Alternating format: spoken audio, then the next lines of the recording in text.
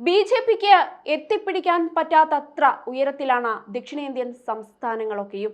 ഇപ്പോഴും ബി.ജെ.പിയെ സംബന്ധിച്ചിടത്തോളം വലിയൊരു വെല്ലുവിളിയായി മുൻപിൽ നിൽക്കുകയാണ് കേരളവും തമിഴ്നാടും ആന്ധ്രയും കർണാടകയും തെലങ്കാനയുമൊക്കെ.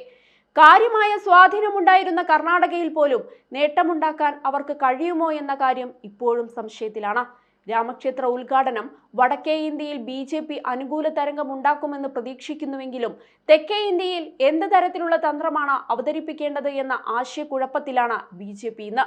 എന്നാൽ കേരളത്തിൽ നരേന്ദ്രമോദിയുടെ വ്യക്തിപ്രഭാവം തന്നെയാണ് ബി.ജെ.പി വോട്ടാക്കി മാറ്റാൻ ലക്ഷ്യമിടുന്നതെന്ന് ഇതുവരെയുള്ള കാര്യങ്ങളിൽ നിന്ന് വ്യക്തമാണ്. ഇതിന്റെ ഭാഗമായി 2 ആഴ്ചയ്ക്ക് ശേഷം വീണ്ടും കേരളത്തിലെത്തുന്ന മോദിയുടെ കൊച്ചി റോഡ് ഷോ വലിയ പരിപാടിയാക്കി മാറ്റാനാണ് അവരുടെ നീക്കം. ഇതിന് പിന്നാലെ അടുത്ത മാസം തിരുവനന്തപുരത്തും മോദിയെ കൊണ്ടുവരാനാണ് കേരള ബി.ജെ.പിയുടെ ശ്രമം.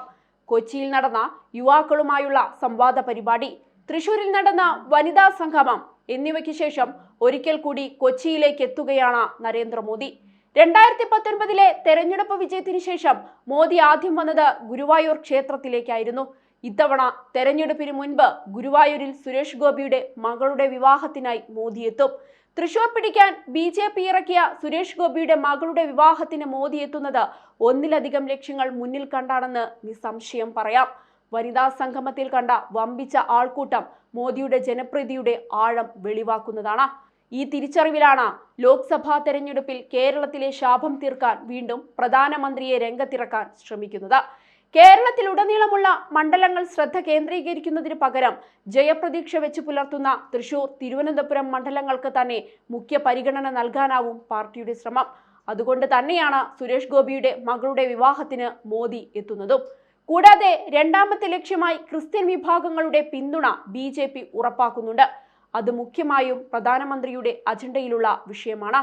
കേരളത്തിലെ പ്രബലമായ ഒരു ന്യൂനപക്ഷത്തെ തങ്ങൾക്കൊപ്പം ചേർക്കുക വഴി തെരഞ്ഞെടുപ്പിൽ നേട്ടം കൊയ്യാമെന്നാണ് അവർ കരുതുന്നത്. ഇതിനായാണ് മധ്യ കേരളത്തിൽ തന്നെ അവർ പിടിമുറുക്കുന്നതും. സഭാ നേതൃത്വങ്ങളെ ഒപ്പം നിർത്താനുള്ള നയം വിജയിച്ചാൽ ലോക്സഭാ തെരഞ്ഞെടുപ്പിൽ പാർട്ടി അത്ഭുതങ്ങൾ കാട്ടുമെന്ന് തന്നെയാണ് ബി.ജെ.പിയുടെ വിലയിരുത്തൽ. ഇതിന് മോദി എഫക്റ്റ് കൂടി ഇന്ധനം പകരുമെന്നും അവർ ഉറച്ചു വിശ്വസിക്കുന്നുണ്ട്.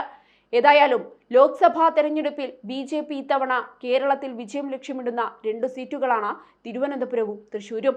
തിരുവനന്തപുരത്ത് ആര് സ്ഥാനാർത്ഥിയാകുമെന്ന കാര്യത്തിൽ ഇതുവരെ തീരുമാനമായില്ലെങ്കിലും തൃശൂരിൽ സുരേഷ് ഗോപി മത്സരിക്കുമെന്ന കാര്യം ഏറെക്കുറെ ഉറപ്പിച്ചിരിക്കുകയാണ്. ഇത് വ്യക്തമാക്കിക്കൊണ്ട് തൃശൂരിൽ സുരേഷ് ഗോപിക്ക് വേണ്ടി എല്ലാ പ്രവർത്തനവും തകൃതിയായി തന്നെ നടക്കുന്നുണ്ട്.